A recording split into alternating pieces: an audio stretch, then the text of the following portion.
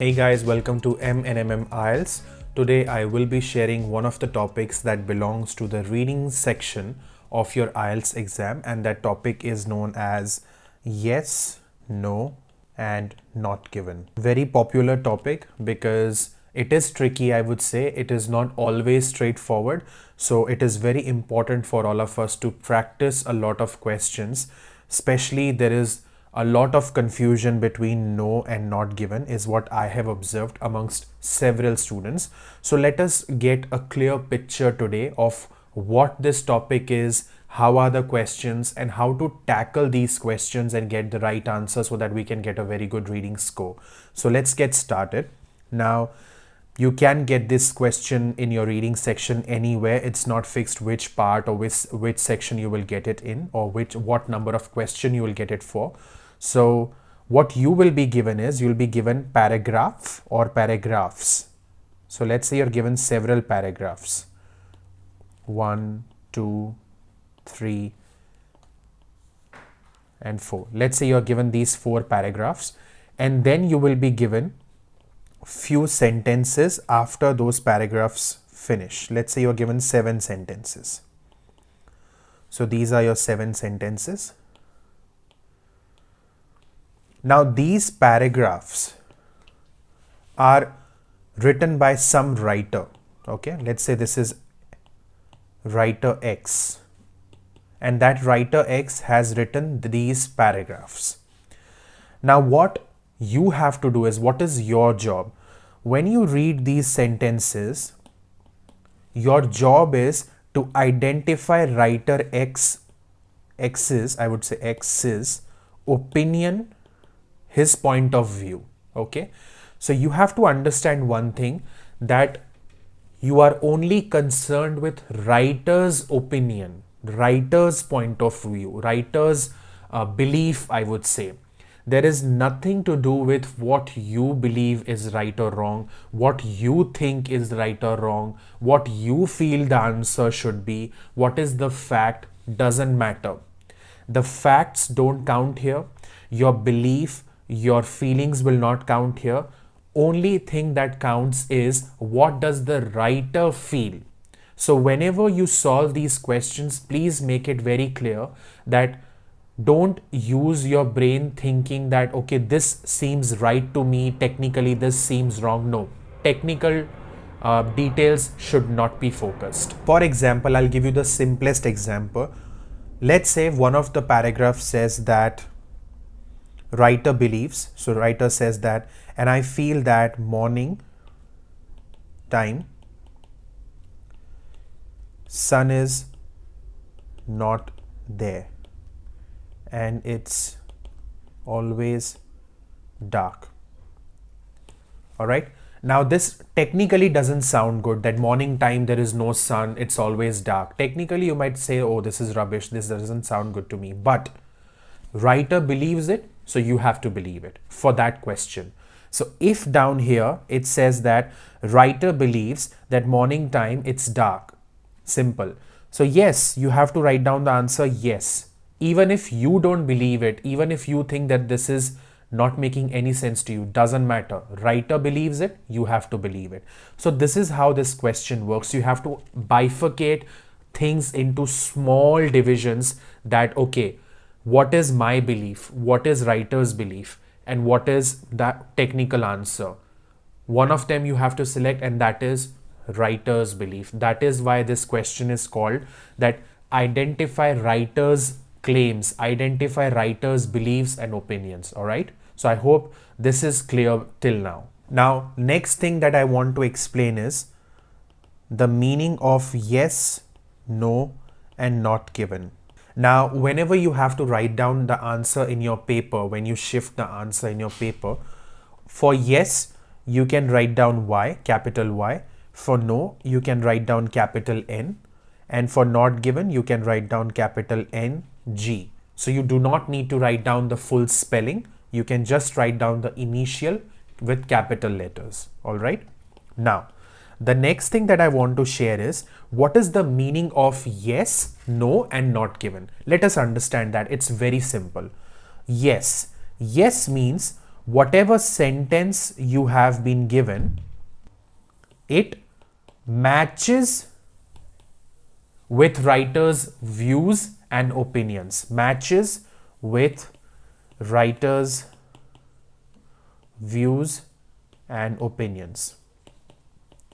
Sometimes you might get an exact same sentence from the paragraph. That means you're very lucky. Sometimes you might not get the exact same sentence from the paragraph, but the meaning of that sentence will be same as the meaning of any sentence, any one sentence from the paragraphs given to you. So if these two sentences are in alignment, I mean they are directly proportional, they both are trying to say the same thing, which means the answer is yes, because the sentence is correct, the sentence is matching with writer's views and opinions. All right, so no, I don't have to explain now. Simple, it does not match with writer's views and opinions. You can write down same, but yeah, obviously it will be does not match with writer's views and opinions. So something given in the sentence that is contradictory to what writer believes, to what writer's views are, or which is absolutely opposite of what writer has written, then you will write down no. Now the most tricky part is not given. To decide whether it is no or not given is the toughest part in this type of question. Why? Because if something that, let's say there is a sentence given to you and that sentence is exactly opposite or contradicting to whatever is given in the paragraph, then you will write no, because something is given about that sentence in the paragraph, but it does not match, it is opposite. That's the reason you wrote no, but it is at least given in the paragraph. If the sentence given to you, you have no clue what writer's opinion are, writer has not discussed anything regarding that topic, whatever the sentence is, that's when you select not given. When there is no clue or idea of what writer's view is. So if there is a sentence, let's say the paragraph is about global warming, but you get a sentence about, let's say, plastic use. Now you may think plastic use, there is something to do with global warming, but in 3 or 4 paragraphs given to you, writer has not discussed use of plastic anywhere. Then what will you do? You will mark it as NG, which is not given, because no matter it is related, no matter you think that plastic use has to do something with the global warming, they look similar topic, doesn't matter, but the writer has not described about it, you will write not given. All right, so I hope the difference between yes, no and not given is clear by now. Now let us do a question, because when we will do a question, it will be more clear of how to solve this topic. So let's do it. All right, so this is question from Cambridge test paper. So obviously it's official, I've used their question. Now there is this topic, there is this question about zoo conservation programs. The title is given to you. There are several paragraphs given to you. So this is paragraph 1, paragraph 2, paragraph 3, paragraph 4, paragraph 5 and paragraph 6. So I have been given 6 paragraphs. Now next is a list of questions. So over here, questions 16 to 22 is given to me. Now over here, they have simply explained what is the meaning of yes, no and not given. So yes means if the statement agrees with the writer agrees is important, and with the writer is important. No, if the statement contradicts, which means disagrees with the writer or contradicts with the writer. And not given, if it is impossible to say what the writer thinks about this. Okay, so this is what we've just discussed. So it's good that they have at least given some idea of what is yes, no and not given. Then comes an example for you. All right, so they have given a sentence over here, and they have also given the answer that it is not given from the paragraph that they have presented. Okay, so obviously you don't need to worry about this because it is already solved for you. Your job is to solve 16 to 22 here. All right, now what I would recommend is that As I have shared that this question is in the Cambridge official test paper. So if you want, you can open that and do it, or you can pause the video and do it yourself. But first try and do the question and then listen to the explanation I will give. But first, let's talk about the strategy before we talk about the explanation and what is the correct answer. Now, everybody has a different strategy. So I am not saying that the strategy you might have seen somewhere else or someone might have taught you is wrong. That's not what I'm saying. What I'm trying to say is this is what I do. So this is my way of doing this question. All right. Now, if there was one paragraph, I would have first read the entire paragraph quickly and then go to the questions. But when you have been given several paragraphs, 6 paragraphs here are given to you. Technically, just think about it. First of all, is it possible to scan the paragraph, skim and scan, whatever we call it? No, you cannot scan 6 paragraphs. It is just not possible. We are human, we have a human brain, we don't have a machine. So that is not something I would do. Second thing, what a lot of people do is they will first read all the questions, the sentences, and then they will start reading the paragraphs. That is not something I would do or I would encourage you to do. Third thing that people do is they will read all the paragraphs first. I mean, in this case, 6 paragraphs first, and then they will start solving the question. Again, that is not something I would recommend, because when you read 6 paragraphs, and that too in that exam pressure where there is a time limit, in that pressure, when you read 6 paragraphs, think about it. Is it possible to remember every sentence from every paragraph, what the writer has said, and then solve those questions? No, absolutely not. And then when you read the question, you're not sure, you again go back to the paragraph and look for that sentence. This is waste of time. Then what should I do? I have shared what not to do. Then what should I do? What I would do is, always, this is what I have observed, that the sentences given to you, the questions given to you, the statements given to you, they will be in the order. As in, if you're looking for the first one, 16, it has to be somewhere in the initial part of the question, somewhere here. It cannot be at the end of the paragraph. It is not possible. It will always go in the order. So if you have found the answer number 1 in, let's say, somewhere here, that means answer 2 has to be after this only, somewhere here in this paragraph. Okay. Then answer 3 has to be somewhere here down the line. Answer 4 has to be somewhere after down the line. So that is the good thing about this exam, that they follow the orders. All right. Now let's do one thing. Why not we read just the first paragraph and then go to the question, maybe question 1 and 2, just 1 and 2, and see if we get our answer. Because I know that first paragraph, if I just read that one small paragraph and then quickly go down, I will find my answer easily. So this is what I would do. I will shuffle, I will switch myself between paragraphs and question, paragraphs and question, paragraphs and questions, rather than just doing paragraphs and then coming to the questions, or the other way, doing the questions first and then coming to the paragraphs. I hope this is clear by now. So let's read the first paragraph. So what you can do is you can pause the video and read it for yourself, and then obviously I am reading as well for you. One of the London's zoo's recent advertisement caused me some irritation. So patently did it distort reality. Headline: without zoos you might as well tell these animals to get stuffed. It was bordered with illustrations of several endangered species and went on to extol the myth that without zoos like London Zoo, these animals will almost certainly disappear forever. With the zoo world's rather mediocre record on conservation, one might be forgiven for being slightly skeptical about such an advertisement. All right. Got some idea. They're talking about London Zoo advertisement and this and that animals. Okay. Some vague idea I've got. Let's do the questions now. The first sentence, London Zoo's advertisements are dishonest. I feel the writer did say something about advertisement and London Zoo. Let's just quickly go back to that paragraph. All right. So the first line, one of the London Zoo's recent advertisement caused me some irritation. London Zoo's recent advertisements caused me some irritation. Now, what did I say? when I was telling you the meaning of yes, no, and not given. Yes, you sometimes can get exactly same sentence and that's easy for you to decide yes, but over here the sentence is not exactly the same but the meaning is the same.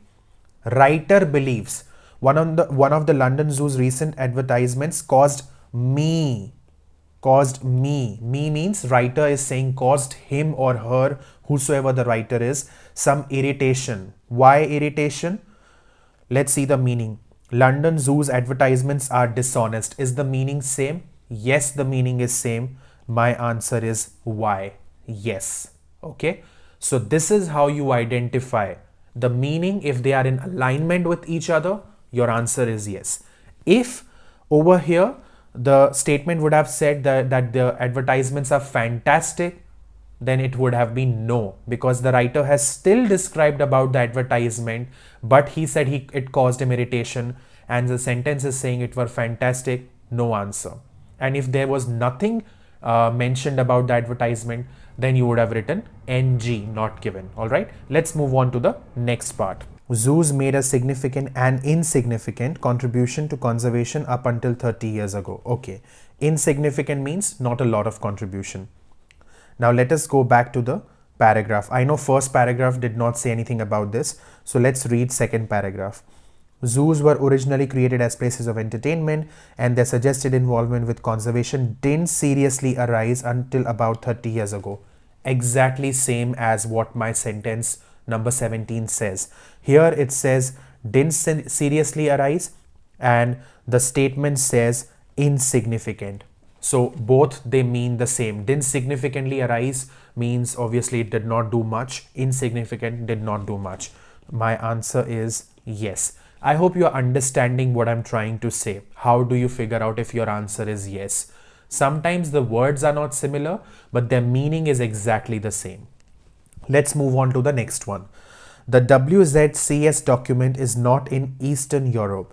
All right, we haven't read anything about it. So let's continue reading the paragraph. A series of world conference took place entitled The Breeding of Endangered Species, and from this point onwards conservation became the zoo's community buzzword. This commitment has now been clear defined in the World Zoo Conservation. This, which although an important and welcome document, does seem to be based on an unrealistic optimism about the nature of the zoo industry. So they have discussed about document name that we just read, and the year, everything is given. Okay, but according to the writer it's an unrealistic optimism, so nothing about Eastern Europe yet. Let's continue reading. The WZCS estimates that there were about 10,000 zoos in the world. 1,000 represent co-quality collections in coordinated conservation programs. Probably the document's first failing, as I believe 10,000 this. Zoological establishments. Of course, it is difficult to get accurate data. To put the issue into perspective, I have found that in a year of working in Eastern Europe, I discover fresh zoos on almost a weekly basis. So far, what they have done is they did discuss this document. They did write the word Eastern Europe, but do they have any relationship? Writer just said he worked there, and this is this document that he feels has unrealistic optimism. So there is no relationship between these two. And what they have done over here is they have tried to create a relationship between these two. The WZCS document is not known in Eastern Europe. Did the writer write that it is not known in Eastern Europe? It's not given anywhere, and you cannot say from what writer has written that whether it is known or not known, because East Europe was a place where writer was working. That's it. So my answer is NG. Nothing is given if it was known or unknown. You cannot say that from writer's lines, whatever he has written. So I'll continue reading. The second flaw in the reasoning of this document is the naive faith it places 1,000 core zoos. One would assume that the caliber of these institutions would have been carefully examined, but it appears that the criterion for inclusions on the select list might merely be that zoo is a member of Zoo Federation Association. Okay, good starting point. Working on premium members must see certain standards, but again the fact don't support theory. Fact don't support the theory. Something I feel is important, I've marked it. Greatly respected American this place had extremely dubious members, and in UK this has occasionally had members that have been roundly. Okay, so I've read fair enough number of lines. So let's come back to questions. Zoos in the WZCS select list were carefully inspected. Did I read something about that list so far? Yes. This document, WZCS document, is the naive faith it places 1000 core zoos. Okay, there is some number, but was it carefully listed or not? Let us see that. That the caliber of these institutions would have been carefully examined, but it appears that the criterion for inclusion of this on this select list might merely be that the zoo is a member of zoo federation or association. This might be a good starting point, working on the premise that members must meet the criterion standards, but again the facts don't support the theory. So first he said all good points, because of which you can just straight away read and say yes, okay, yes, it's given, but you have to finish the sentence. Again, the facts don't support the theory. The facts are saying that okay, it is counted 1000 zoo, blah blah blah, this document, it's great, everything is done well and good, but facts don't support the theory. So this end part was very important. That means it is not what it looks like, basically. Hence my answer over here is, because the writer believes that facts don't support the theory, my answer here is no, or N, because according to the writer, facts do not support the theory. All right, next. No one knew how animals were being treated at Robin Hill Adventure Park. So I have not read anything about Robin Hill Adventure Park so far, so which means I don't have to look up there. I'll start reading from here. These include Robin Hill Adventure Park, okay, this name is important, on the Isle of Wight, which many considered the most notorious collection of animals in the country. This establishment, which for years was protected by the Isle's local council, which viewed it, tourist amenity, was finally closed down following a damning report by a veterinary inspector appointed under the terms this. Finally closed down, okay. As it was always a collection of dubious reports, one is obliged to reflect upon the standards that this is when granting membership. All right, we've read fair enough. No one knew how the animals were being treated at this. I would straight away write down the answer no. Why no? From whatever we have read so far, what happened with this place? It was closed down because it was against what they were supposed to do. The licensing was cancelled based on the act so and so. So how did all this happen if they don't know how the animals were treated there? Just read it again. Which many considered the most notorious collections of animals in the country. This establishment, which for years was protected by the Isle Local Council, which viewed as a tourist amenity, was finally closed down, is a very important word, following a damning report by a veterinary inspector appointed. So there was an inspector appointed and he made or she made a report based on whatever they saw, and after that they had to close down. So that means they did know how the animals were treated in that place. Otherwise, why have they mentioned about someone inspecting it, someone writing a report after their inspection and then concluding that this place needs to be shut down? So if all this has happened, you cannot say no one knew what happened there. All right. So this is how we come to a conclusion that the answer has to be no. They did know what happened there. Next one.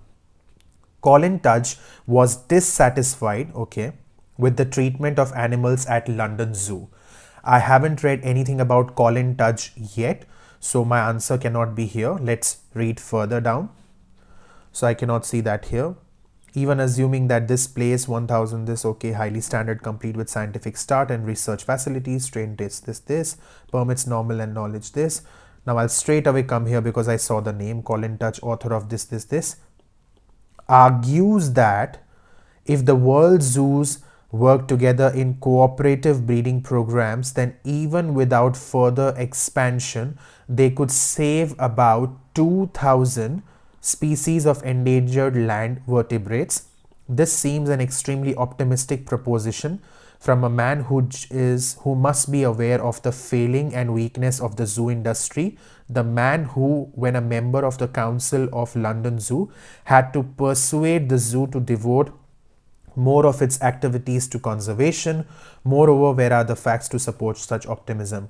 All right, he has done some work, but is it written that he was dissatisfied with the treatment of animals at London Zoo? I did not find anything like that, that he was not happy with the treatment with the animals at the zoo. That is not given. So I will write down the answer as not given, because there is nothing mentioned regarding how he feels about the animals that are treated and how they are treated in that zoo, London Zoo. All right. So let's come to the last one. The number of successful zoo conservation programs is unsatisfactory. Let's read it further down the line. Today, approximately 16 species might be said to have been saved by captive breeding programs. Okay. Although a number of these can hardly be looked upon as resounding successes. What is the meaning of this? Hardly be looked upon resounding successes. Beyond that, about a further 20 species are seriously considered for zoo this program, given that the international conference at London Zoo was held 30 years ago. This is pretty slow progress and a long way of touch target of 2000. So you are long away. I mean, you're very far from your target. Slow progress about the conservation programs. Is it unsatisfactory? Same meaning. Slow progress, long way to go, and unsatisfactory is same meaning. So my answer over here is yes, or why. So I hope you understood what I'm trying to say. These questions, they can get tricky, especially when you have to decide between no and not given. The best way to do is practice a lot of questions, see why yes is the answer, see why no is the answer, and why not given is the answer. What's the explanation for it?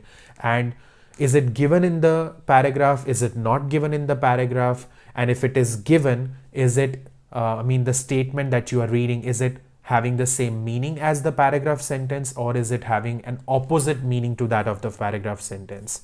I hope I was clear enough to explain this topic. If there are any questions you may have regarding this topic, feel free to comment in the comment section below, and we are more than happy to address all your queries. With that, I'll take your leave and I'll see you next time. Bye for now.